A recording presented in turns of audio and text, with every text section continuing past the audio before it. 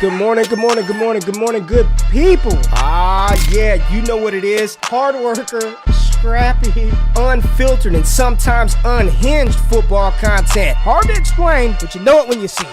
Doing it daily our way. I don't know what you're talking about right now. Redraft and Dynasty Fantasy Football, we got you covered. You know their defense is ranked like 31st in the NFL? NFL draft prospects and rookies? Now you know you in the right place for that. Absolutely. All right, then stop saying it. Then we're done. And prop bets with my man Jay Rich. Count that money, man. Now wipe the crust out of your eyes.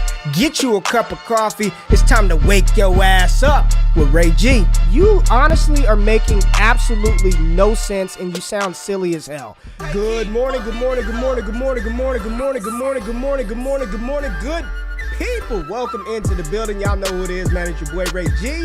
Y'all decided to wake y'all asses up with me this morning, and for that, I'm very, very appreciative. We've been off for the whole Thanksgiving holiday, man. I had to take some time to reset. Hope all of y'all enjoyed the time off from work, the time with family, friends, and for those of y'all who are parents out there and had to deal with the whole break being sick, I empathize with you. Me, the wife, kids sick, everybody damn sick, traveling in the airport. It was a mess. But y'all are here, and I'm happy for y'all to be here. If it's your first time tapping into the show live, man, we have a good time. We have a good time in the building. Let me see who we got in here. Shane Joe, good morning to you. What's up, Mike, Roro, Adam in the building, Patrick, Ricardo, Ty, what's up, baby? Joe is in the building. My girl, what's going on, Joe? Rico, what's up, Rico? OBJ got on the police blotter. Sounds like a cowboy to me. Come on, man. It's too early for that shit. Stone, it's too early for that. Get out of here. Know you're feeling good. Big dub by Michigan. We'll get into that in a little bit. Lindsey Mack in the building. Zach Fizzle Dollars, what's going on, man? George, how you doing? Addison, Dynasty Barry, what's up, baby? How you doing, Barry? Let's get it today. David, what's going on? Big win for your Jaguars, man. Yes, from Scotland. Scotland, talking about soccer. I couldn't care any less about the World Cup. I know that's going to piss some of y'all off this morning. That's all right. Y'all know I do that. I could not care any less about the World Cup. I tried. If you enjoy it and that's your thing, that's dope. But I have no interest. I tried, zero interest. Don't know who's playing. Don't know where it's at. Nothing. All that matters is my Raiders got a dub. My Cowboys got a dub. So I'm feeling good. My USC Trojans doing well. Shout out to the sponsor, Prospects. Use that promo code WAKEUP for a 100% deposit match. And y'all know I got that coffee. Jay, you in the building? How you doing this morning, man? I'm good. I hope you had a good holiday. But yeah, I had to go get my coffee from downstairs. I took my coffee maker and put it downstairs. So I'm like walking up the stairs. I'm talking the intro in my head. I'm drinking my coffee. They sent me a new blend, the Intenso espresso. It's really good too.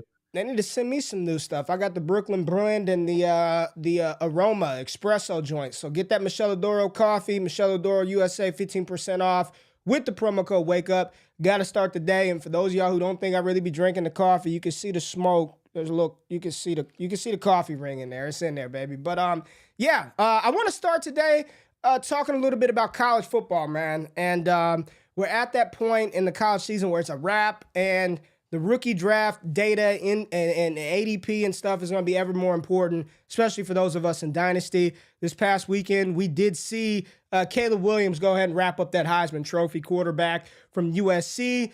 Caleb Williams, incredible performance versus Notre Dame.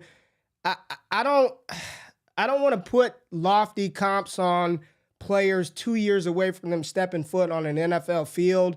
But, man, you watch him play, you watch him run around, you watch the velocity, the angles in which he can throw the ball, really, really remind you of a cat out in Kansas City, man. And, again, don't want to put those lofty comparisons on Caleb Williams right now.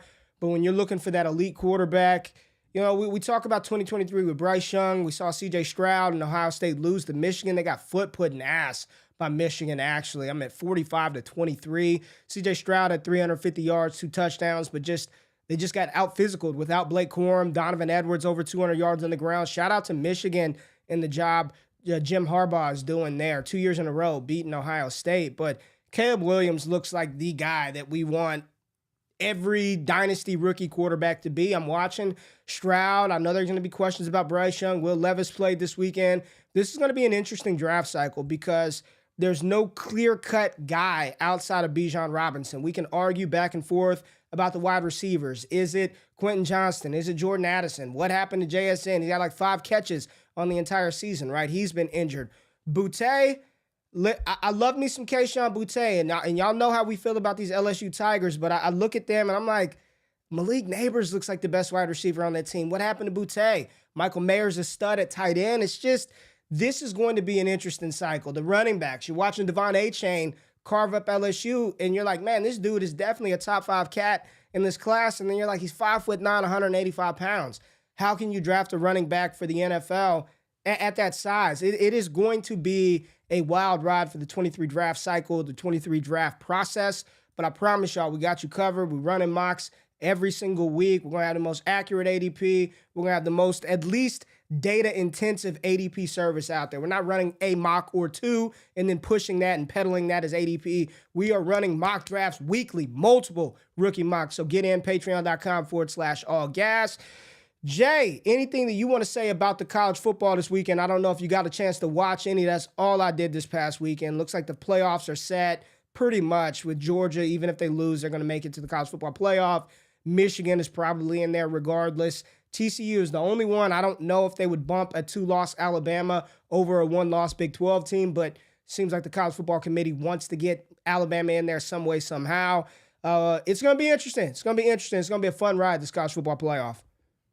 Yeah, I think the biggest thing for me that is most annoying, and Ray, I didn't really know this because I don't follow college as closely as you do, but Alabama, right, because they lost to LSU and their conference record is the same as LSU, they're not in the playoff in the SEC championship game, despite having a better record than LSU, which is just weird to me. I think they probably should be in the SEC championship game. That way they can play Georgia, obviously work their way into the playoff. I think you're wrong, though. I think TCU is going to be in, man. They're going to win the Big 12 title. They're going to be undefeated. That they weren't.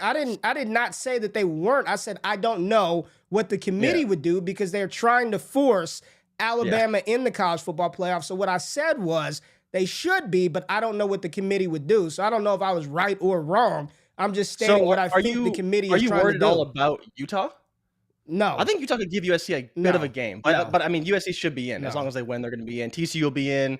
And then it's just, who's that 4th team? I don't know, man. It should be pretty set at this point with Georgia in and with Michigan probably winning out. So they're going to be undefeated as well. But if Michigan loses in that, for some reason, in that game, which would be shocking. I mean, I don't know what the hell they do then. That's probably pretty wild. But yeah, I think the biggest surprise has to be CJ Stroud. Michigan, Ohio State's one of the games that you just have to watch every year. And he just looked bad. Like, I don't think there's any other way to put it. And then on top of that, Donovan Edwards literally running the ball with his offhand because his right hand is broken. And just at the end of that game, he just took over. The offensive line took over. There's nothing Ohio State could do, and it was just embarrassing. I don't know what's going to happen with Ryan Day, but obviously all Buckeye fans are calling for his job now. But it's clearly Bryce Young and everybody else. If Bryce Young wasn't 6 foot 165, he would be head and shoulders the QB1. He probably still is a QB1, but with the size concerns, people will have, like you've talked about, that there's going to be something on all these quarterbacks. It's CJ Stroud can't handle a blitz. Bryce Young's not tall enough. Will Levis, tools galore, but not production. Yep. And then Hendon Hooker, ACL, like Anthony Richardson, same issue, tools, no production. Everyone's going to have issues. I think, you talked about this a lot. It's Bijan and then whoever else is next. I think this is one of those years I lean on draft capital more than ever. I think this is going to be an interesting class because outside of Bijan and Gibbs, those are still, I don't have any rankings compiled yet. I've got a lot of film, so I've already started the film grade process to get a head start on that. Grueling, intensive process. I'm kind of switching up how I do some things this year. But outside of Bijan Robinson and Jahmyr Gibbs at the running back position, I don't know, man. There's so many running backs in this class, man. There are some good ones. Like, you look through Blake Corum, you've got Devon Achane, Zach Charbonnet, Kendre Miller, Chase Brown, Tank Bigsby, Zach Evans. There's so many that if I don't get Bijan in rookie drafts or Gibbs, probably Bijan and Gibbs, I have no problem kicking back to the second, trading back for a 24 first round pick. And it's not because I think the class is bad. There's so many guys at running back that are going to get shots, right? And I just want as many darts as possible to try to hit on these guys. The receiver position is where I think this class is lacking a little bit. Like, I like the guys at the top. There are no Jalen Waddles. There are no Jamar Chases. in this class. So I'm okay if somebody has strong conviction on Jackson Smith and Jigba. You could take him. I'll kick back and take Addison, no problem, right? Even past that with the Jalen Hyatts of the world, the Rashee Rices. I mean, Marvin Mims, a forgotten name that's probably going to get top 75 draft capital. Josh Downs, another one of those guys that's going to be a late first or early day 2 pick. I have no problem moving back and acquiring some of those guys, a la, last year nobody wanted Chris Olave. He was falling in the back of the first, early second. Nobody, people wanted Pickens, but they weren't paying a first rounder for him. You can get Pickens in the second round and so on and so forth. I think there are going to be a lot of opportunities here in 2023 to do the same type of thing. And I'm just excited for this process because I think it's going to be an interesting one for a variety of reasons. Trying to figure out who are the top 5 quarterbacks. I don't know. I can name 3 guys, 4 guys. And with Anthony Richardson looking like he's going to declare, I'll say 4. Who is QB5? Is it Spencer Rattler? Is it DJU? Is it Bo Nix? Is it Cam Rising? Is it KJ Jefferson? I think all of these things, all of these questions will have to be answered from the Senior Bowl, Pro Days, Combines, and ultimately the draft capital. Watch it be Tanner McKee. That's the 4th quarterback off the board, and then you're sitting there thinking, what the hell do I do now? They drafted damn Tanner McKee in the 2nd round. So this is going to be a fun process.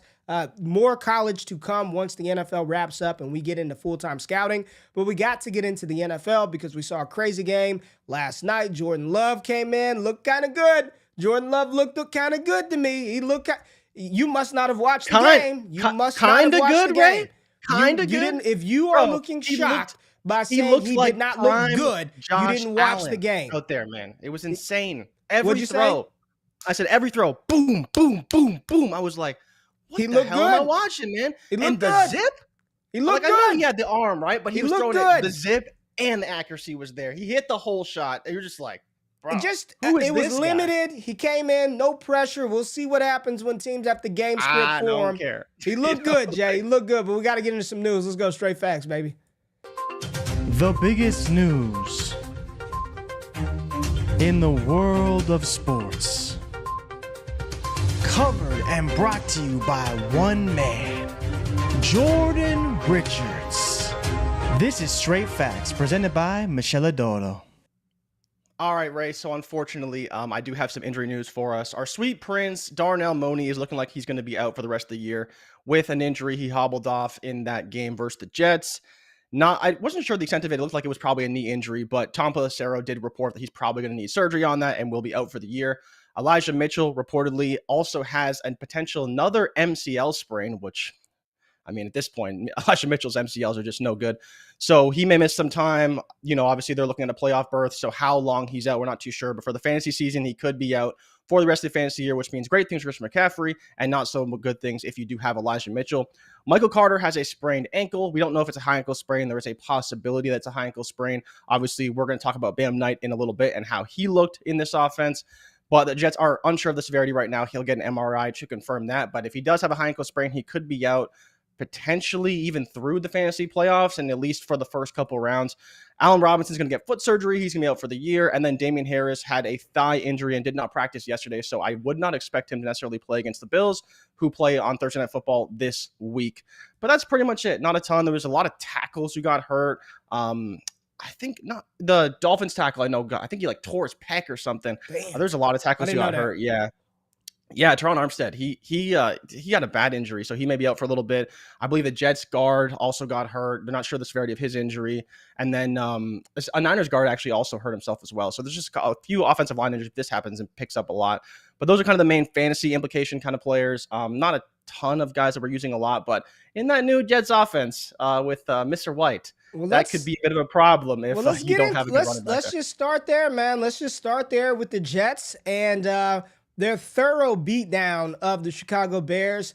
What makes this one even more painful for Zach Wilson, as we take a look at Zach Wilson and how he looked all day on Sunday, he looks like, do you see him compared to Anakin?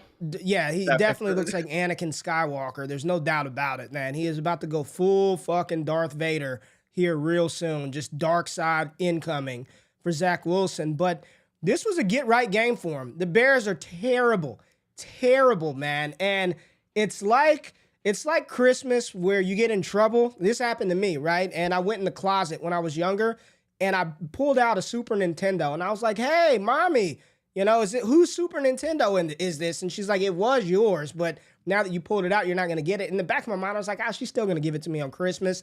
Nope, didn't get the Super Nintendo. Nope, had to sit that one out, didn't get it. I ended up getting it eventually, but it was not Christmas Day. This was Christmas for Zach Wilson. This was the game to go up against the Bears and get it done. And he had to sit on the sideline while the backup quarterback came in and just boom, boom, boom, boom, started the game 6 for 7 because of Mike White. We'll just start with the wide receiver baller of the week. Garrett Wilson is our wide receiver baller of the week. 5 receptions, 95 yards, and 2 touchdowns. This was supposed to be Zach Wilson's yards. These were supposed to be Zach Wilson's touchdowns. These were supposed to be Zach Wilson's completions, but he went out there and put his foot in his mouth and had to sit back and watch Mike White operate this offense efficiently. Garrett Wilson went off.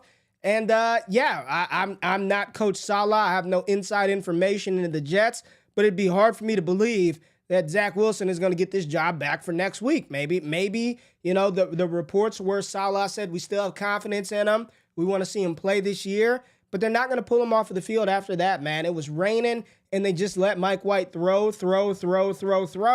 And everybody looked good in this offense, Jay. Everybody. I mean, Conklin got involved. Elijah Moore scoring touchdowns. And then you talked about Michael Carter going down with injury. It opened the door for opportunity for North Carolina State undrafted rookie Zonovan Knight to step up, and he looked good. I'm like, damn, this is the guy that I was watching. I was a big fan of Bam Knight coming out of North Carolina State. He looked a lot better than Michael Carter, I'll tell you that. So hopefully they'll continue to give Bam Knight opportunities. But what are your thoughts on Mike White and the Jets, man?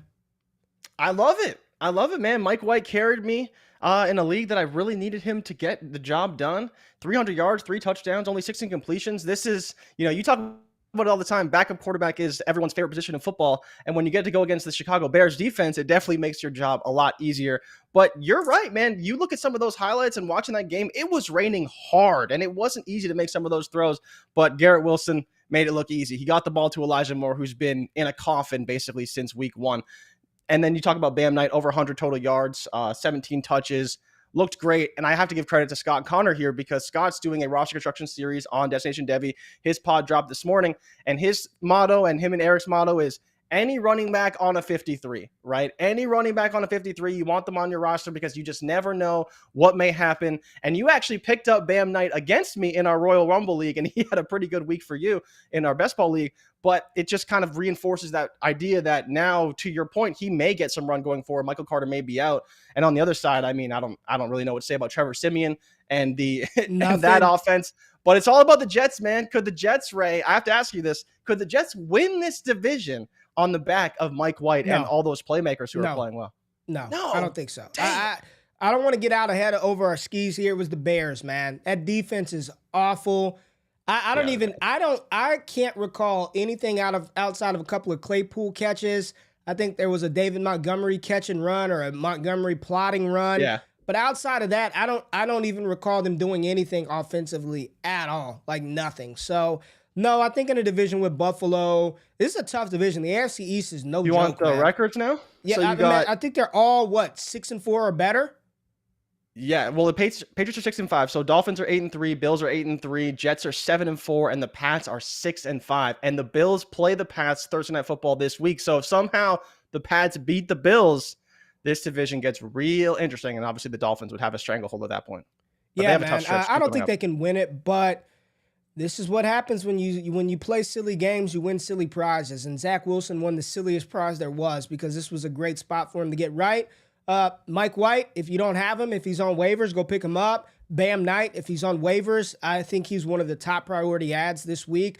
He could be a cat that could really, you talk about league winners. League winner doesn't necessarily mean great dynasty long-term asset. It's who's going to be able to get opportunity on a good team and have favorable matchups. I don't know what the Jets schedule looks like down the road, but I know Bam Knight looked really good. So I'd be emptying the clip for Bam Knight if he's out there on waivers and leagues for us. So another takeaway that I had, Jay, this weekend is from a rookie, man. Let's stick with the theme of rookies. And I'll say Treylon Burks is showing out. Treylon Burks is playing good football, man. You know, Treylon was a fan favorite of ours, a prospect favorite of ours. He was our wide receiver 2, I believe, in the 2020, at least my wide receiver 2 in the 2023 class coming into the process out of Arkansas. Came into camp. We know the whole story. Matt Kelly put out the perfect tweet for Treylon Burks. It's the roller coaster, right? He's too fat. He got to go get in shape. Got injured. Mike Vrabel pissed off. They traded A.J. Brown. They start to use him, and you start to see the talent of this young man. Now, he did score a fumble recovery touchdown, which don't really care about that outside the fact that he doesn't do that unless he was hustling downfield, right? If he were loafing behind Derrick Henry, he's running, he's sprinting, he was there to recover the fumble on a 70-yard Derrick Henry reception, but he's catching the ball over guys downfield. Back-to-back weeks over 69 receiving yards. He had 110 the week before, 70 this past week. Treylon Burks looking like he's a good player, man. Like, this entire rookie wide receiver class looks really good, right? They look really good. They all don't have great quarterbacks, right? But you talk about Chris Olave looks outstanding. Garrett Wilson looks phenomenal. Treylon Burks starting to come on. And when Marcus Mariota throws the ball, which is not often nor accurate, and he throws it to Drake London, which is not often nor accurate, but he looks good as well. Jamison Williams cleared to practice. Hopefully we get to see him play a little bit. Sky Moore coming along. George Pickens has had moments. This is turning out to be a really good wide receiver class. Again, do we have a Chase? Do we have a Waddle? I don't know. I don't know if we have those guys just yet, but if you drafted any one of the top 7, 8 guys, you don't feel bad about that investment. You're not like, damn, I got a complete slug on my team, a tank. So this is good for the 2022 wide receiver class, because outside of that, quarterbacks, we know that was a flop. Tight ends, not much out of the 2022 class. And then we're still trying to figure out, you know, all the running back, all of that outside of Breece Hall and who's the other guy? Kenneth Walker, mainly. Yeah, Damian Pierce, a couple of down weeks. All right, Jay, another takeaway. I want to talk about, let's just stay in that game really quickly. Talk about Joe Burrow, man. Bad man. I don't know what his MVP odds are. Probably not high. Not as high as Jalen Hurts or Patrick Mahomes. But you talk about Joe Burrow, man. He's very good. He's very, very good, Jay. He and T. Higgins, Samaje Perine blast from the Oklahoma pass. Perine out there rumbling like a starting damn running back versus this top Tennessee Titans run defense. Perine said it didn't matter to me. He smashed yesterday. Looked really good. Joe Burrow balled out. The Bengals are for real. I mean, they are, again, it wasn't a fluke. Maybe they were a year too early making the Super Bowl last year, but this is a damn good football team. He's poised to have a solid playoff run this year. Yeah, man. So Burrow is 14-1 actually, which is crazy because he's actually tied now with Josh Allen, who obviously was the front runner and the presumed MVP for God knows how long. Mahomes is still the leader in that department at -160, but Jalen Hurts is, making a push for him. And we talked about Tua as well, but I mean, you hit the nail on the head. Samaje Perine looked like it was back at Oklahoma when he was better than Joe Mixon was, and the starter over Joe Mixon. I kind of talked shit a little bit about Samaje Perine, saying he'd never get over his over-under of 44.5 yards. But he smashed, man. 17 carries for Samaje Perine, got the job done. They stayed balanced enough to where they were effective down the stretch in the passing game with Joe Burrow. And Joe Burrow made the throws he had to make. He started off really shaky, but after that, he was money, especially in the second half, won that game, covered the spread. Really good to see Joe Burrow get that done. Obviously, without Chase, makes his job slightly more difficult, but he showed that whether it's Boyd, Hurst, obviously Higgins had a massive game, he was able to get it done. Just love Joe Burrow, man. If you got Joe Burrow, I think you got to hold good, him. man. I don't think there's people who have try to tier up to a Herbert, try to tier up to a Lamar, to a Mahomes. Maybe if you get to Mahomes, that's a good move. But Ray, I think the conversation around would you prefer Herbert or Burrow is getting closer, and I think a lot of people are still on the Herbert side. We kind of had this conversation in the Discord a couple of weeks ago, Jay, and everybody keeps saying, oh, give me Herbert over Burrow because of the ceiling of Herbert. And I'm like, what the fuck does that even mean? Do we think, is Burrow some game manager? Do we not think he has a ceiling? Have we not seen him throw for 400 or 500 yards? Do we not look at the weapons that Joe Burrow has and say, oh my God, he's got Jamar Chase and T. Higgins and Tyler Boyd and serviceable tight ends. Oh, and he's got 2 running backs that can catch the ball. And what are we talking about? Herbert having this mythical ceiling so much higher than Joe Burrow. Like, honestly, Real question, chat. What ceiling does Justin Herbert have that Joe Burrow doesn't? You saw it, Jay. I tagged you in that tweet. The Blake Griffin of quarterbacks. Highlights. Social media quarterback. Let me tell you something, man. Quarterback. If Justin Herbert, the throw that Lamar Jackson threw to Deshaun Jackson, where he launched it from the 15 all the way down the other side of the field, if that had been Justin Herbert, oh God. I mean, it would have been balled up tissues all over the desk. Just balled up tissues that are dried up because people would have just had fun just going to town on that throw had that been Justin Herbert, right? What ceiling does he have that Joe Burrow doesn't have? I don't think there's any difference, really. Maybe a slightly higher rushing floor, but now that Burrow's running again, it doesn't really make much of a difference. They're kind of the same in that department. I mean, it's funny. Like, Acho threw the social media quarterback thing out there, and I hear where he's coming from, but it's still a very harsh criticism of a great player, right? But I think you're right. I'm not even being critical. This is not critical Justin Herbert. It's critical everybody out there that's saying he's got this ceiling that usurps Joe Burrow when Burrow's going out there doing it every week, man, regardless of who he has, regardless of who he's got around him, right? I'm just trying to understand what this ceiling is that Joe Burrow that he doesn't have that Herbert does.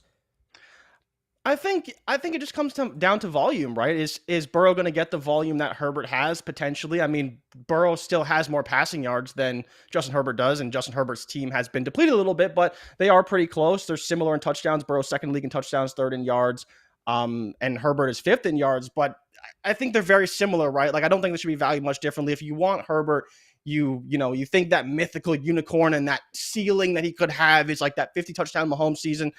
Go for it. I mean, I'm still happy to have Burrow with Chase and Higgins and Mixon and all those guys. Like, he's going to be just fine. And I think if anything, when you really think about it, the weapons for Herbert are sort of declining in the way that, what Burrow has, those guys are all still ascending. Chase still getting better. Higgins still getting better. They're going to be good for a long time. It just depends on if they retain Higgins and Chase. We'll see what happens with that overall. All right, man. Let's go to the Buccaneers-Browns game real quick. And I'll kind of lump... Where are we at with Brady, man? Tampa Bay 5-6. This division, the entire division is below 500. Bucs are leading the NFC South right now. They're going to win it by default, probably. Jay, I mean, Rachaad White rips off a 40-yarder, first damn carry of the game, then does nothing. Nothing else for the rest of the game for Rachaad White. Chris Godwin went off. Where are we at with Brady, man? He said he's going to keep playing. I highly doubt he's in Tampa next year. I'm not buying it. I don't think he came back for this. What are we doing with Brady? Like, I want to talk about Brady. I want to talk about Jacoby Brissett because I want to give Jacoby Brissett some credit right now because I know that the Browns right now are 4-7, but they're still in the hunt for a wild card berth. And I look at what Jacoby Brissett's done in the absence of Deshaun Watson, and I think he's probably going to get a shot to land a job somewhere next year, Jay. I'm not saying he's some franchise-changing quarterback. He's going to get a 5-year contract.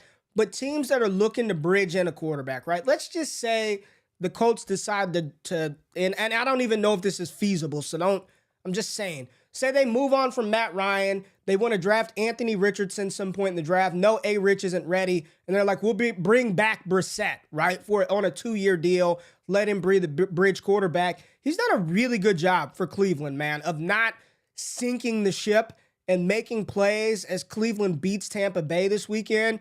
What do we do with Brissett? What are you doing with Tom Brady? What's up, man? So let's start with the Bucs and why I'm very upset that Chris Godwin re-signed there, because Brady just doesn't look very good. And I think to your point, they did abandon the run, and that was not smart on their part. The Browns have one of the worst run defenses in the league. They should have been running all over them, or at least trying to protect Brady, to help out the play action game, to help out Mike Evans, who only had 2 catches for 31 yards. Obviously, Chris Godwin had a great game. Rachaad White caught 9 passes for 45 yards. So for fantasy, he was great. Like, let's not take that away from him, but he didn't score, which kind of sucked. And they could have had a lot more on the ground if they committed more to the run. You gave a lot of credit to the Browns, and they were resilient in this one. I thought there was no way in hell they would win this game, especially coming down the stretch. They only had about a minute left. They had to drive the whole field, and they did that, right? That was a great drive. And then ultimately the Bucs lost it in overtime because they couldn't convert a play. and Jacoby Brissett made that massive throw on the great route from Amari Cooper, which basically took them right on the goal line. Nick Chubb ran it in, game over. I think to your point about Jacoby Brissett, I really wanted to see him in Houston, actually. But I just don't think with them picking so high, they're going to give Jacoby Brissett the reins over their top 3 draft pick, right? They're going to start their rookie right out the gate. That just makes sense. They're probably going to do that. Outside of that, though, we talked about him going to Baltimore if Baltimore doesn't retain Lamar Jackson, right? And why that could be a good fit for him. But I think you're right, man. He's been playing very, very well. He's been completing a lot of his passes. Yeah. He's been, doing his best to win games. And while he doesn't win every game, I mean, there's some games where Nick Chubb is completely neutralized and it's on him to win the game, and we don't expect him to necessarily do that. But the Bucs, man, I think they're screwed. Like, I don't know what they're going to do if Brady retires. I don't know who they're going to bring in. Maybe they try and bring in Jacoby Brissett, but I don't think he's a difference maker at all. So at that point, you have Rashad White, you got Mike Evans, you got Chris Godwin, all these playmakers that we like in fantasy, but they're going to be on a team that's going nowhere quickly, right? And then in that division, they have a shot every year, so they're going to compete and probably not going to tank. And so at that point, they're kind of in purgatory. So I'm not really sure where that leaves them overall. Yeah, I don't think he's going to retire, but I don't think he's going to be with Tampa Bay. I don't think he's going to retire, but I don't think he's going to be a Buccaneer next year. We'll see how that all plays out, man. But that was a good segue. You talked about Lamar Jackson, so let's segue into that game. The Ravens lose 27-28 to the Jacksonville Jaguars. And if you watch this game, you just I'll give you one guess. Don't look at the stats. You probably are. Did you already look at the stats? I didn't look at them, but I did pull them up. Don't look at them. Who led Baltimore in receiving yesterday? I would guess DeMarcus Robinson. Or maybe Josh Oliver because he caught that one touchdown. Robinson had here go the wide receivers. The leading wide receiver for Baltimore was Deshaun Jackson, 2 for 74. Devin Duvernay, 3 for 23. DeMarcus Robinson, 1 for 17. The leading receiver, Josh Oliver, 4 for 76 and a touchdown. Andrews, 4 for 50. You just look at this team and you're like, what? Lamar led the team in rushing, 14 for 89. Gus Bus had 56 yards. But they just have no kind of weapons, man. None. You're watching this when Deshaun Jackson had their most explosive play.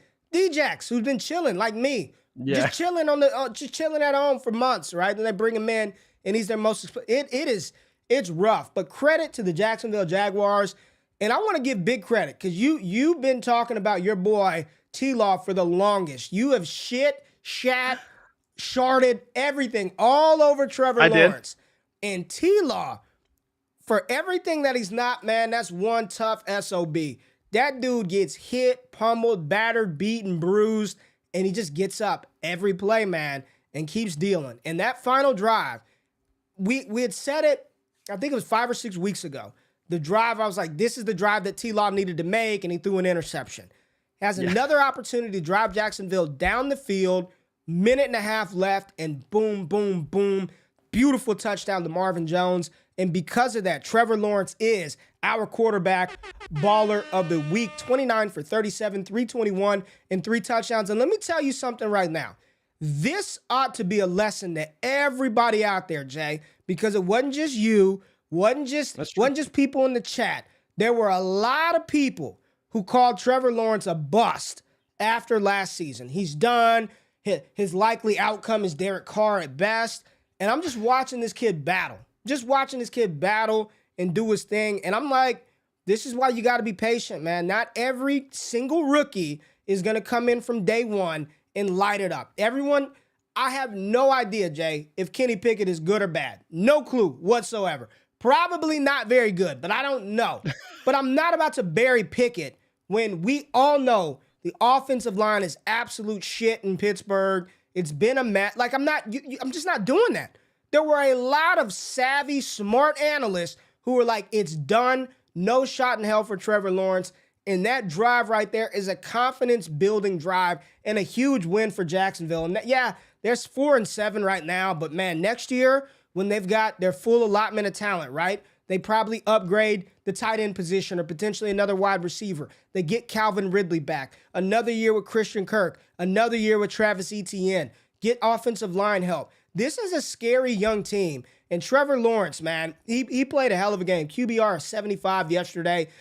He outplayed Lamar Jackson. It was a close one, but I think he outplayed Lamar Jackson. He's got better weapons. Zay Jones had a monster day, 11 for 145. T-Law did fumble the ball a couple of times, but I'm watching him play, and I'm like, this is why teams were like, he's the number 1 overall pick. And that doesn't mean he's the better fantasy asset over Justin Fields because we know the rushing upside, but this is why he was the number 1 overall pick. Very impressed with Trevor Lawrence. And this is why last year with Urban Meyer, I was like, I'm wiping that away. I've said it. He got a mulligan for last year. Everybody in Jacksonville got a mulligan. Trevor Lawrence balled out yesterday, man. Yeah, I mean, what is there to say? You made the whole case. You talked about the stats, the numbers. The only thing you didn't really mention is he did it entirely from the pocket, and he did it without Travis Etienne, which is important because that's his safety valve. That's the guy he played in college with. They had a ton of success together, but he was great, and you can't take anything away from him. That throw to get Marvin Jones the opportunity to make that great play was a great throw, and in the past he has made some mistakes in the red zone, so it was good to see him kind of exercise those demons, show improvement, make the play, win the game. To get a win over Baltimore is big. You know, we've been talking about Baltimore and their easy schedule down the stretch, but with that team, it's not looking good. It looks like maybe Cincy could catch them. But Jacksonville, you know, they're not playing for a ton. Maybe they can sneak into the playoffs somehow if they win a ton of games down the stretch. But really, we're just looking to see Lawrence develop, improve, get better. And like you mentioned, hopefully improve that offense later on. But Doug Peterson has him improving week over week. He had some shaky weeks in the middle, but if he can end strong, he would definitely be looking good coming How into are you next feeling season. about him now after all of your slander? What do you think about T-Law now after all that trash you talked about him? I think you gonna double down on it? You gonna stick with it? I'm not doubling down. I said that he was not worth his cost, and I still stand by that premise because he was drafted too high. But if he's drafted, you know, as a back end QB1, he's probably fairly valued. Do you think he has a chance to become in, like we talk about this all the time, the big 7, right? We have 7 quarterbacks that we really want. They're elite. We love them. Do you think he's got a chance to be in that mold, right? Do you think he could kind of be a Burrow or a Herbert where throws for a ton of yards and gets a ton of touchdowns? Obviously, he does have some rushing upside as well, right? Yeah, with Doug, I think he can. I truly do. I think, listen, man, he's athletic. He's big. He can make what? Let me ask this question. What do you think you're getting out of C.J. Stroud or Bryce Young or Will Levis or Anthony Richardson that you don't have in Trevor Lawrence? I'm gonna sit back and wait. I want people, because a lot of people in the chat are still talking about T-Law is not good. What do you think you're getting out of C.J. Stroud, Bryce Young, Anthony Richardson, or Will Levis that you don't have in Trevor Lawrence? I'm waiting. I'm going to be waiting with you. I don't know. I mean, Trevor Lawrence is one of the best prospects of all time for a reason. It's not like we're making this up, right?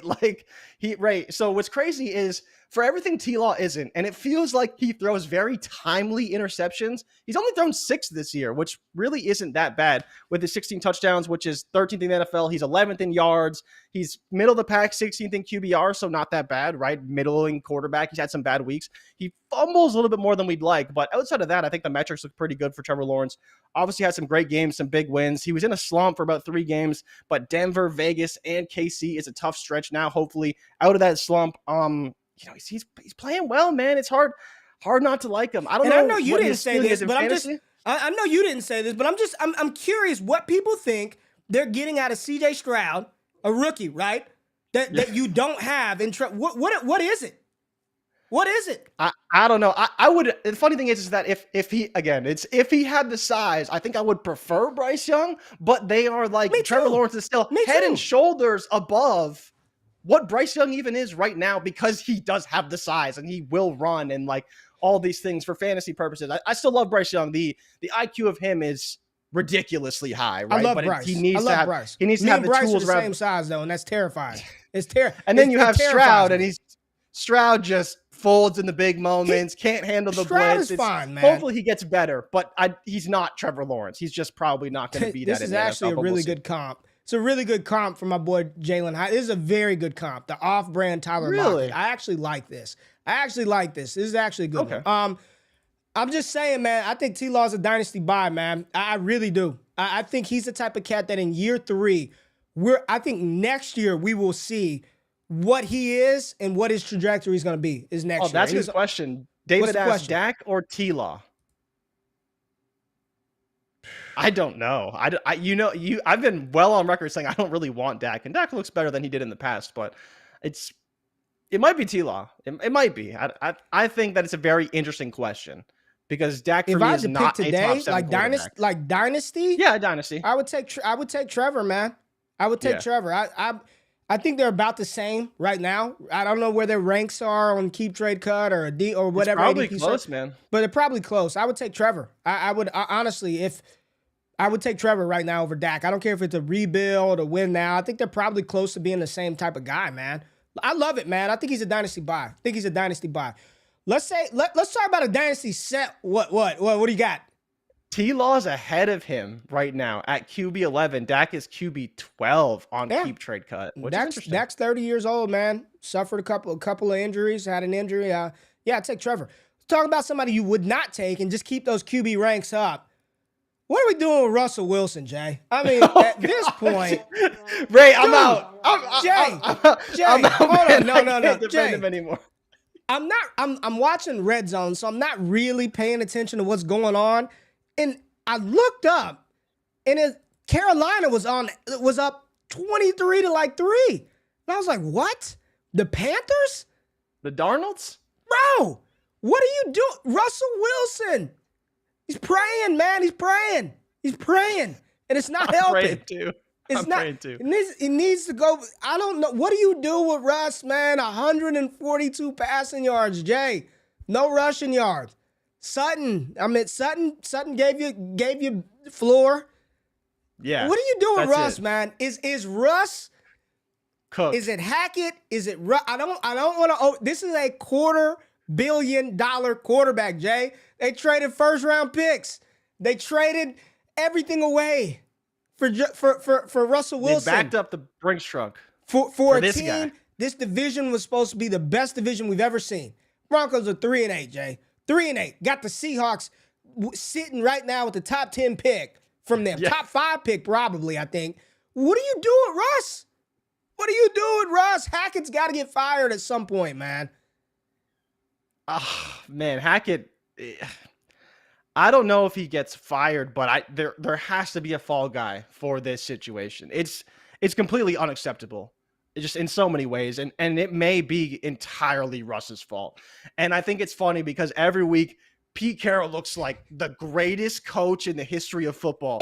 He took this guy and made him a Super Bowl winning quarterback. This guy, right? Like, for everything that we think that Hackett isn't, and I understand he's a rookie head coach, maybe his system is bad, but like, man, if you're a Super Bowl winning $250 million quarterback, you got to be better than this. You can't be calling your old team's audibles at the line of scrimmage, right? Like, you can't do that.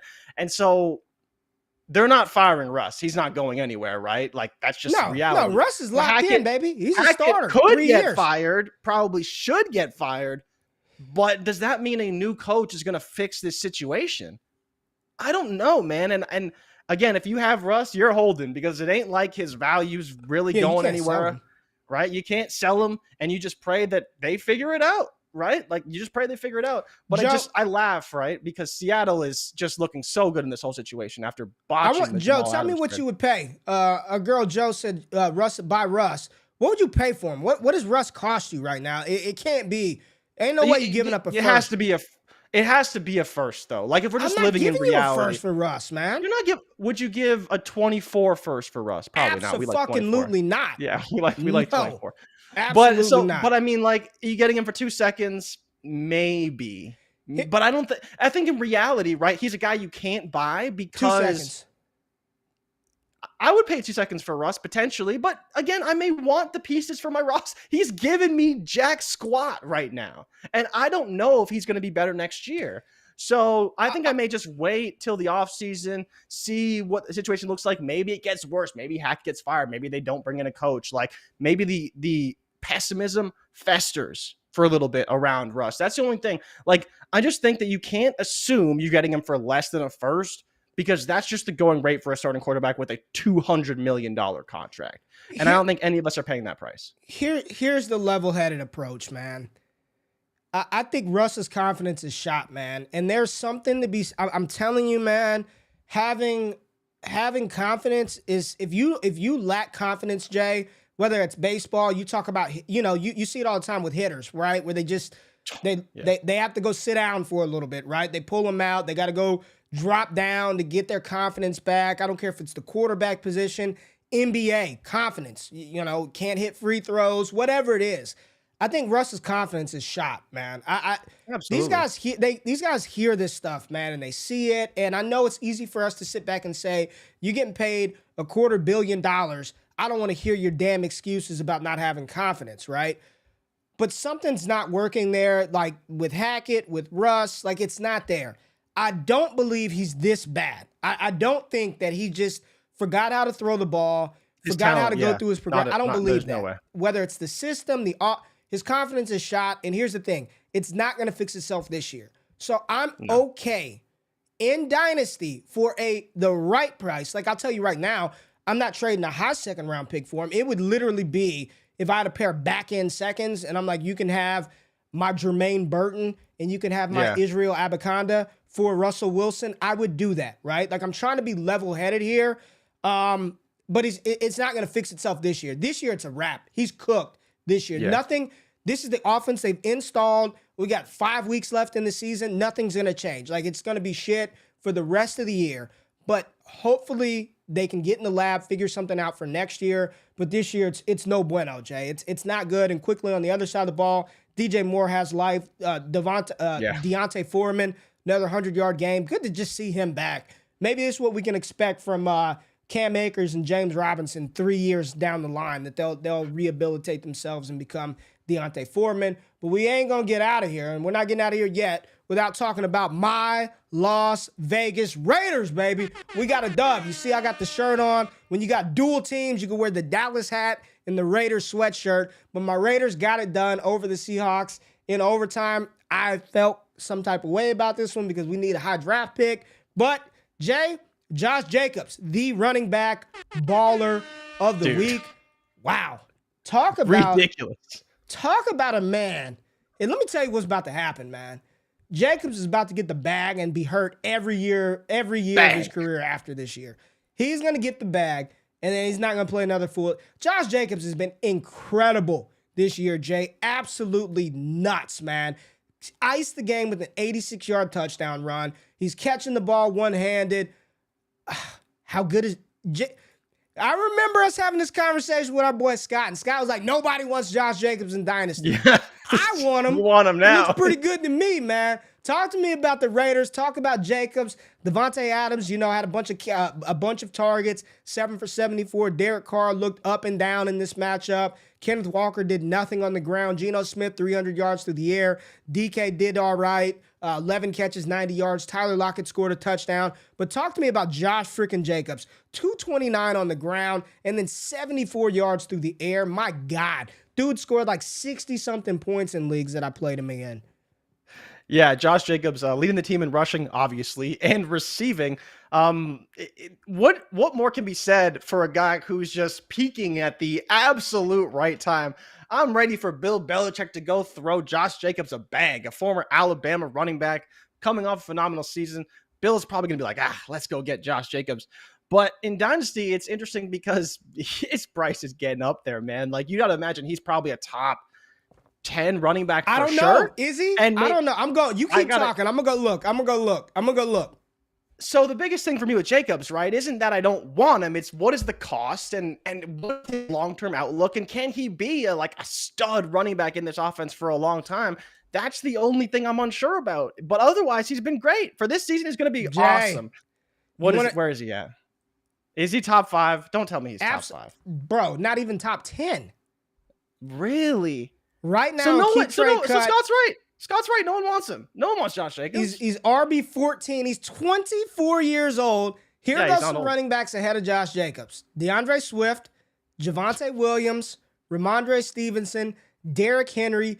Damian Pierce is still RB9 right now. Yeah. And Kenneth Walker is still RB1 on Keep Trade Cut. What? In what world is he RB1? But can we talk about Kenneth Walker quickly? I mean, I love Josh Jacobs. And so I think the process is you kind of wait a little bit, because I think when he gets his bag, I may be willing to sell him and trade him away for a couple firsts if I can get that.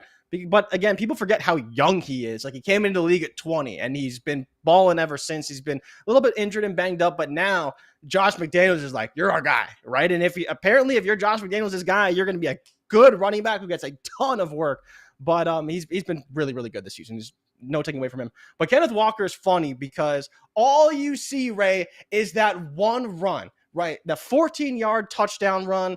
Oh, he's breaking tackles. And then I actually look at his numbers because I was watching the red zone too. I was kind of in and out of the game a little bit. And I see this guy only had 26 yards on 14 carries. I'm like, so are we getting Michigan State Kenneth Walker, or are we getting fucking Wake Forest, sit behind the line, dance around, and then get tackled in the backfield half his plays, Kenneth Walker? Because it seems like he is tackled in the backfield or near the line of scrimmage a lot. And it's so frustrating for a player who is really talented. Jacobs RB14 at 24, man. Interesting. And people say stop using keep trade cut. What do you want me to use?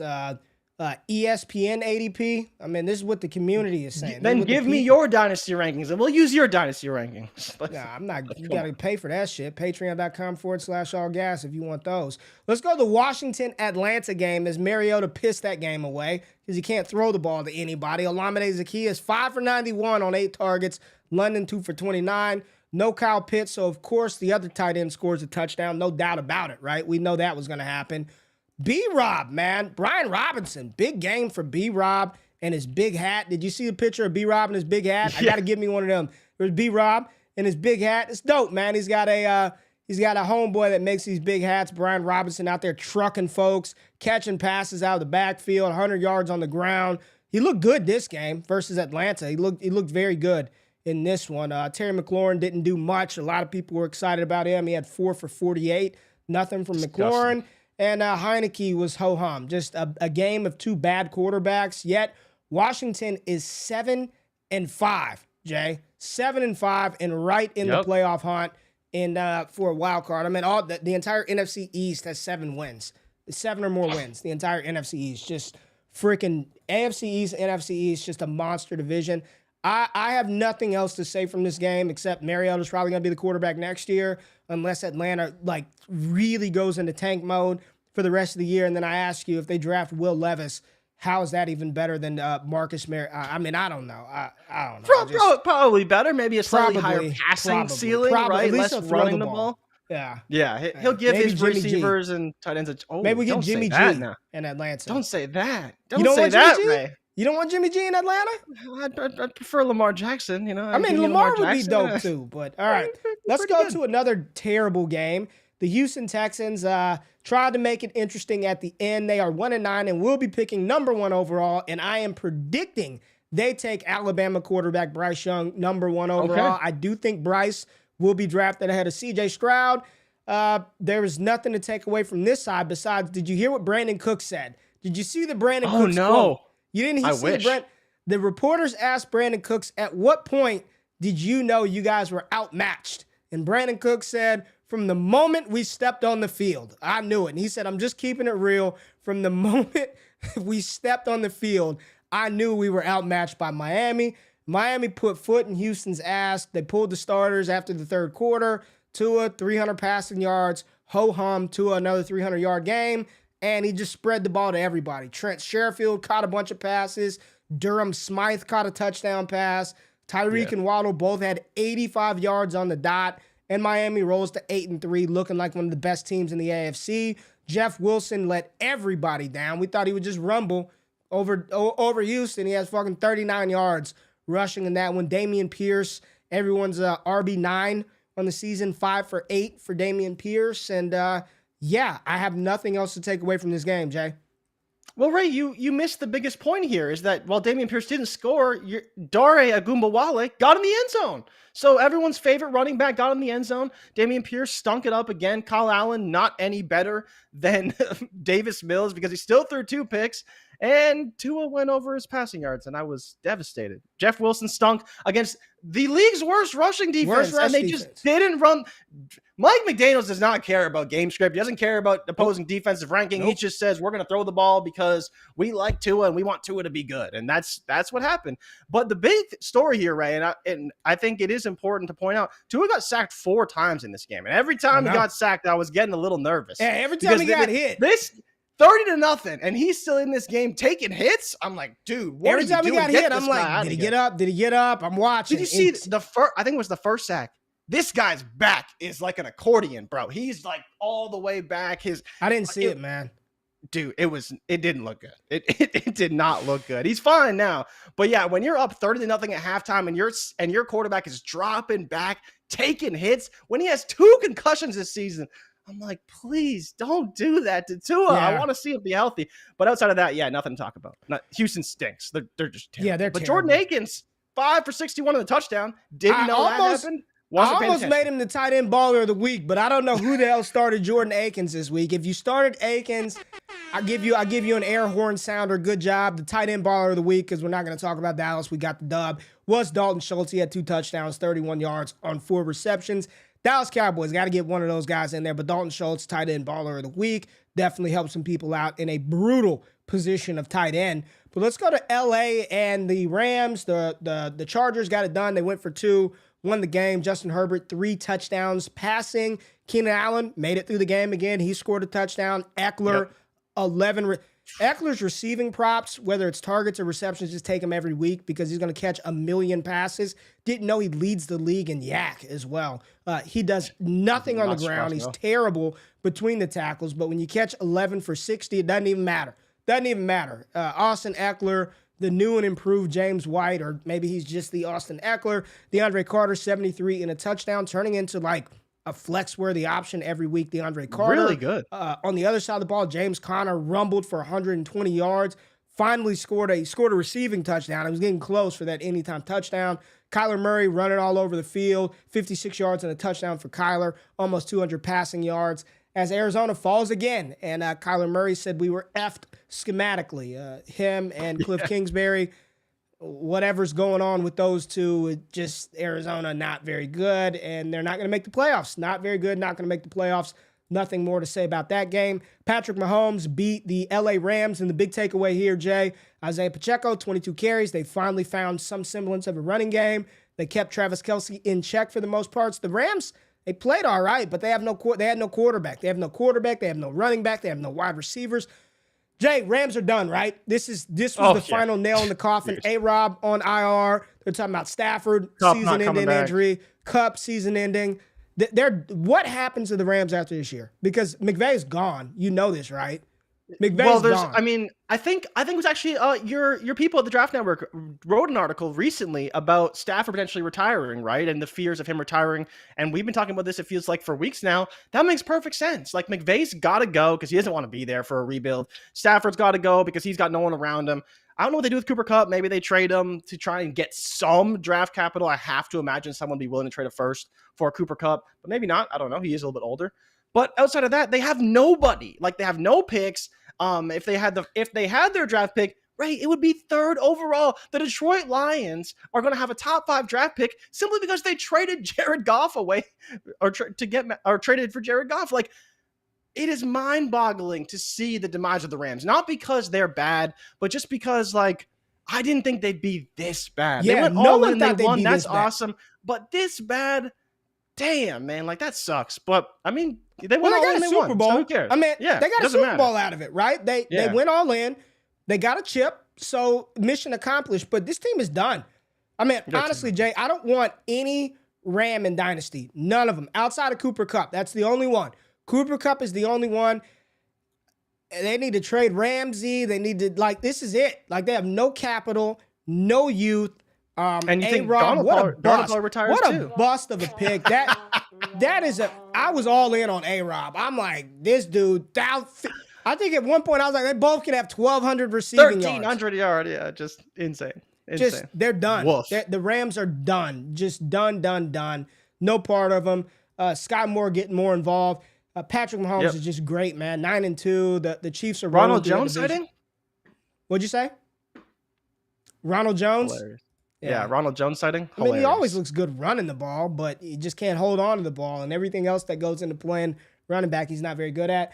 New Orleans and San Francisco, 13-0. I don't... Kamara's been terrible 3 weeks in a row. Ayuk is good. Dalton, I don't know why he keeps playing. What do you want to... Is there anything to even talk about from this game, Rashid Shaheed, baby, second in receiving on the team. He's a good player, man. San Francisco's good. Their defense is very good, and offensively they got a lot of weapons. We keep talking about this as a pick. How poor of a selection was Deebo Samuel? Jay, did we lose Jay? Jay Rich is gone, so it's just me. Deebo. At one point, Deebo was valued as a top five Dynasty wide receiver. I don't know what happens to him. During the games, no clue where Deebo Samuel goes. None whatsoever. It's frustrating. George Kittle, did he get hurt 26. Again? Oh, you're back? You're back? Apparently I'm back. I don't know what the hell just happened. But yeah, I think didn't he get hurt again? He was like hurt a little bit. Again, the biggest thing here is Jawan Jennings won't go away. He's the new Kendrick Bourne, as far as I'm concerned. He's pretty good. I like Jawan, man. And best of all, I definitely like Jawan Jennings. And then the final game, Jalen Hurts, man. Jalen Hurts, Jay, your boy. Jalen Hurts, 157 rushing yards. My God. I thought they were trying to get him the record. You know, Justin Fields set the record a few weeks ago. 178, most rushing yards in a game by a quarterback. I thought Hurts was going to get it, man. But 150-7 from Jalen Hurts. He didn't have to throw the ball a lot.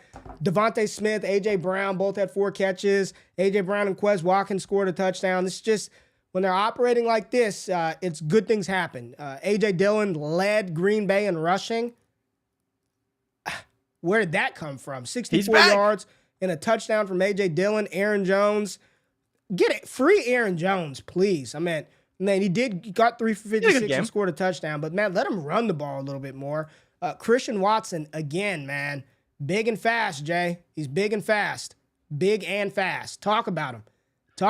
Man, that ball from Ray, I'm telling you, man, like we didn't talk about this because I kind of want to talk about this a little bit, but you remember there was reports that Atlanta wanted to trade for Jordan Love and they were denied by the Packers. Yep. But there was talks about them wanting to try and get him. And you talked earlier about confidence. Dude, Jordan Love looked like the most confident quarterback I've ever seen run an offense.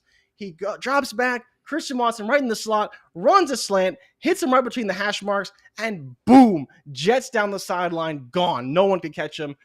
He looked great, and I got to give him that credit. He looked really good. On the Start Shit Show, we talked about Christian Watson versus Garrett Wilson. Both of them ended up being really good. We took Garrett Wilson in most cases, but Christian Watson showed out a massive game. Holy crap, man. I did not expect this. It was like 20-20 at half, ended 40-33.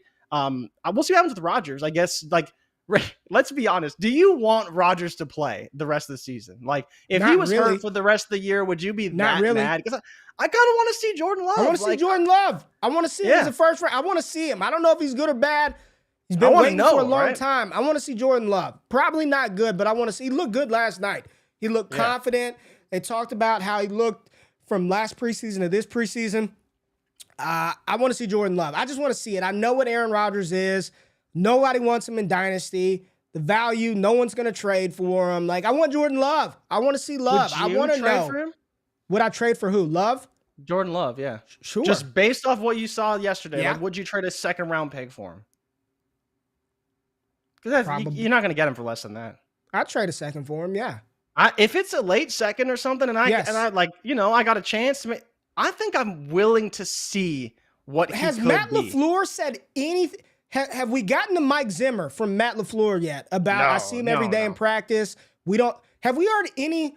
I haven't heard any, like, and there were moments in preseason where, like, yo, this Jordan Love, he looks all right, man. Like, he's a young quarterback, man. He's a young quarterback. He had the draft capital. He sat behind one of the greatest to ever do it.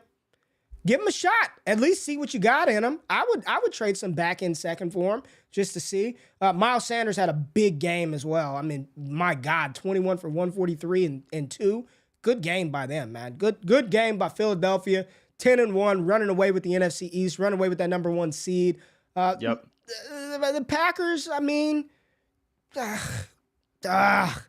free Aaron Jones. Get Aaron Jones on a team that's just going to feature him and utilize him. Big game from A.J. Dillon. Jay, any other big takeaways from the NFL this week, man? Any other big takeaways from you?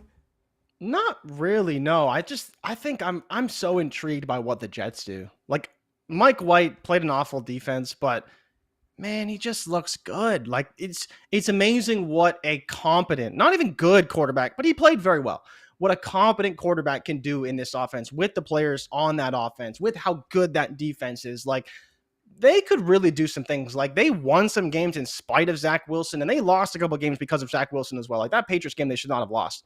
So I'm curious how they play down the stretch and if Mike White is their answer, because he just might be. He just might be. And so I'm hoping they can get that together. But Green Bay, please just play Jordan Love for my own sanity. I don't want to see Aaron Rodgers. He's great. That contract dictates he's going to start, but I'd rather see Jordan Love. I want to see what he's going to be. Yeah. And I'm curious what happens in the NFC South, because they're so bad and every team is still in it. Fortunately, even the Saints are still in that division. We'll see what happens there too. Someone's got to make the playoff. All right. Appreciate you, man. All right, y'all. Appreciate y'all tapping in. I know some of y'all said, the thing won't work. I can't fix your damn internet at home. It's working for me and it's working for other people. Hit refresh, close out, log back in. I don't know what to tell you, or just watch it on replay. But neither here nor there. Appreciate y'all tapping in on this Monday, Week 12 recap. Top takeaways, talk a little college football. We'll be back on Wednesday. Dynasty Trade Show is back. That will be dropping on the channel on Tuesday, so make sure you tap in for the Dynasty Trade Show. And if you want to get in and part of that, get your trades talked about, ripped up, patreon.com/allgas. One more time, get you some of that coffee. Michelle Adoro USA, 15% off with the promo code WAKEUP. Appreciate everybody in the building, man. Stone, Joe, David, Matt, Lindsay, Ray, Matt, Leo, Rubio, Adam. Got a super chat from Rico here before we get out of here. Got the Michigan on his thing. Michelle Adoro coffee with the Ohio State Tears is the best breakfast beverage. Yes, Stone, I was saving that for the Michelle Adoro outro. Appreciate y'all being here, man. We love y'all. I'm out of this thing. Peace.